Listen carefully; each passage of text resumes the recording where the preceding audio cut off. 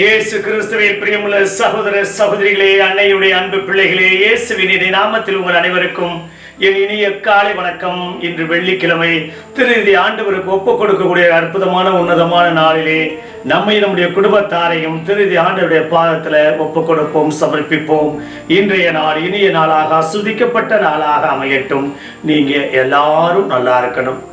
200 தினாரியத்திற்கு அப்பம் வாங்கினாலும் ஆளுக்கு ஒரு துண்டு கூட கிடைக்காது என்றார் பிலிப்பு.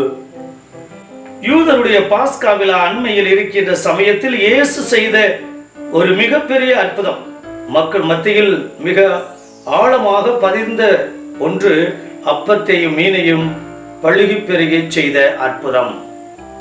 ஆன்மீக பசி என்பது கிறிஸ்துவராகிய நமக்கு கிறிஸ்துவனுடைய வார்த்தைகள் தான். அந்த வார்த்தைகளை போதித்த பின்னரே இயேசு இந்த அருள் அடையாளத்தை செய்தார் என்று நற்செய்தி நமக்கு பதிவு செய்கின்றது. நம்முடைய ஆன்ம பசியாய் இருப்பதை உணராத நிலையிலேயே நாம் இருக்கின்றோமா என்பதை சோதித்து அறிந்தவர்களாய் இறை வார்த்தை என்னும் உணவை நம் ஆன்மாவிற்கு பழுகி பெருகும்படியாய் நாம் கொடுத்து கொண்டே இருக்கின்ற பொழுது நம்முடைய இவ்வுலக காரியங்களும் இறைவனுடைய அருளால் நிறைவடையும் என்கின்ற அருமையான சிந்தனையை இன்றைய நாளிலே நமக்கு தரப்படுகின்றது. அப்படிப்பட்ட ஒரு வாழ்க்கையை வாழ ஆன்மீக பசி கிறிஸ்துவின் வார்த்தைகளால் தீர்த்து கொள்ள முயற்சி எடுப்போமா? பிரியமானவர்களே, இன்று சீடர்களால் முடியாது. இதோ ஆண்களுடைய எண்ணிக்கை 5000 என்று எழுதப்பட்டிருக்கின்றது.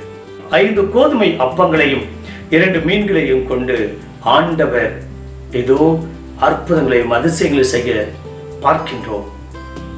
நம்முடைய வாழ்க்கையிலும் படைத்தவர் நம்மை பராமரிப்பார், நமக்கு உணவு கொடுப்பார், அவ்வப்போது நம்முடைய தேவைகளை பூர்த்தி செய்வார். கண்டிப்பாக நிச்சயமாக நம்முடைய கஷ்டமும் வேதனையும் துன்பமும் துயரமும் வருத்தமும் கடன் சுமையும் வியாதியும் அவர் அறியாதவென்றார். நம்முடைய கண்ணீரை அவருடைய தோற்பைகளில் சுமைக்கின்றேன் என்று கூறுகிறார். அப்படிப்பட்ட தேவனிடம் நாம் விசுவாசத்தோடு ஜெபிப்போமா? பரலோக தந்தையே இறைவா, எங்க வாழ்க்கையிலும் ஆன்மீக பசியும் உணவு பசியும் பலதரப்பட்ட நிலைகள் எல்லாம் இருந்தும் கூட நிம்மதியாக நாங்கள் உண்ண முடியவில்லை, சாப்பிட முடியவில்லை. அப்பா, இந்த சூழ்நிலையை மாற வேண்டும். தேவையில்லாத சண்டை, தேவையில்லாத சந்தேகம், தேவையில்லாத கெட்ட பழக்க வழக்கமையால் எல்லாம் இருந்தும் கூட என் கணவன் ஒழுங்காக சாப்பிடுவதில்லை, என் மனைவி ஒழுங்காக சாப்பிடுவதில்லை, என் பிள்ளைகள் ஒழுங்காக சாப்பிடுவதில்லை.